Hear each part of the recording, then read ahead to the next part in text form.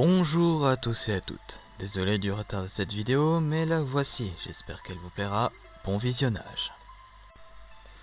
Nous sommes dans les années 60, l'armée française est équipée du fusil MAS 49-56, modification 56 pour les puristes, et du pistolet mitrailleur MAT 49.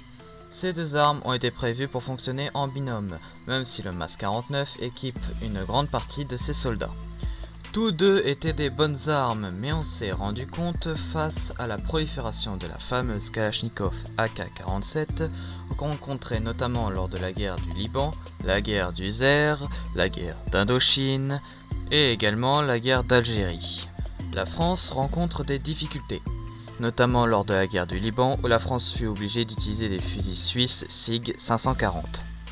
La France décide donc de moderniser son armement. Une série de 40 prototypes sera créée. L'un des plus notables est le fusil d'assaut de la manufacture d'armes de Saint-Étienne type 62, que voici. Non mais c'est quoi cette horreur? On dirait un phal israélien mal formé. Heureusement qu'il n'a pas été retenu et que le projet fut annulé. Bon, au moins, grâce à lui, la baïonnette va être gardée pour le futur vrai FAMAS. Même si on sait tous qu'une baïonnette sont très utiles lors des combats. C'est important de manger sa ration et se curer les ongles.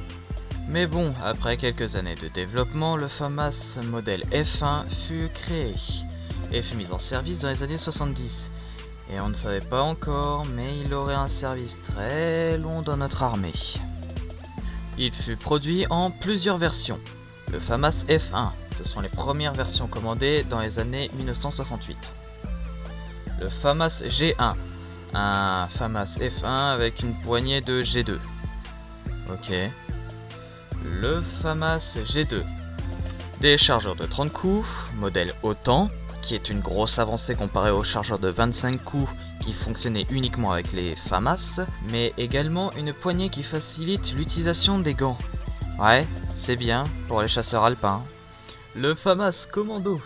Un FAMAS F1 à canon court qui fut peu produit. Autant dire qu'on s'en fout. Le FAMAS Félin, une version modifiée pour accueillir le système Félin, qui est un échec total.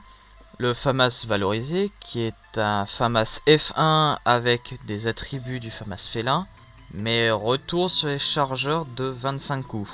Alors que le G2 fonctionnait avec les chargeurs autant de 30 coups, beaucoup plus facile pour la logistique. Le FAMAS est sous l'architecture bullpup, c'est-à-dire que le chargeur se trouve derrière le groupe de détente, ce qui permet de raccourcir l'arme tout en gardant un canon long, donc meilleure gestion de recul et une meilleure précision. C'est une arme qui est donc mieux conçue pour le combat rapproché, comme les combats urbains, c'est-à-dire tous les combats actuels. C'est une arme à culasse non calée, à masse additionnelle avec un levier amplificateur d'inertie. Attends 2 secondes, je vais expliquer. Lors du tir, une force va être exercée sur la culasse, ce qui va faire pivoter le levier amplificateur d'inertie. Cette rotation va faire reculer la masse additionnelle plus vite que la tête de l'ensemble mobile. Ça se joue à une petite milliseconde, mais cela permet que la balle parte du canon et donc une extraction sans pression qui est plus sécuritaire pour l'utilisateur. Puis toute la culasse va reculer et va se remettre en avant suite à la force du ressort récupérateur, rechambrant une munition au passage et le cycle continue jusqu'à ce que le chargeur soit à court de munitions. Ce fusil possède 3 modes de tir. Sécurité avec le levier au centre, semi-automatique avec le levier à droite et répétition avec le levier à gauche.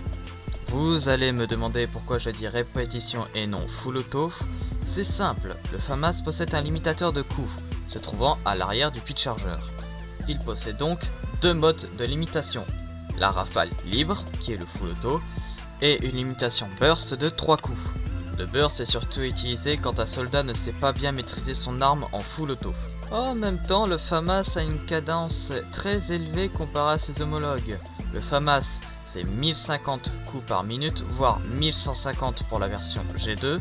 Pour comparer, une arme de la plateforme AR-15 est de 880 coups par minute et 715 coups par minute pour la plateforme AK. En plus de ça, le fusil FAMAS est un fusil lance-grenade, anti-personnel anti-véhicule avec la PAV-40 ou même anti-char avec la AC-58, quand même jusqu'à 305 mm de pénétration à 100 mètres. mais ça c'est dans des conditions optimales.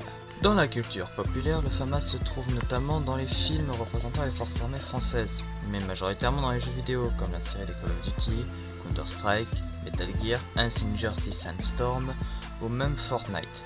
Mais elle se fait de plus en plus rare, c'est une arme qui a vieilli et qui est en cours de remplacement dans l'armée française par le HK416, qui mérite une vidéo à lui tout seul.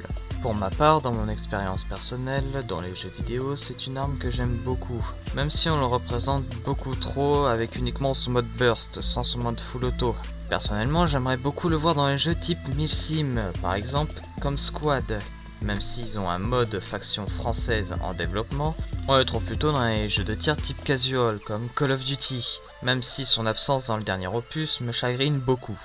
Pour conclure, c'est une arme qui a beaucoup de potentiel, mais qui a malheureusement mal vieilli, qu'on verra de moins en moins, même si, dans mon opinion, elle aurait pu largement être améliorée et elle serait encore en service aujourd'hui, même si elle l'est encore, mais uniquement en faible nombre, en vue de son remplacement pour le HK416F. Sur ce, c'était Hero avec le FAMAS. Allez, ciao!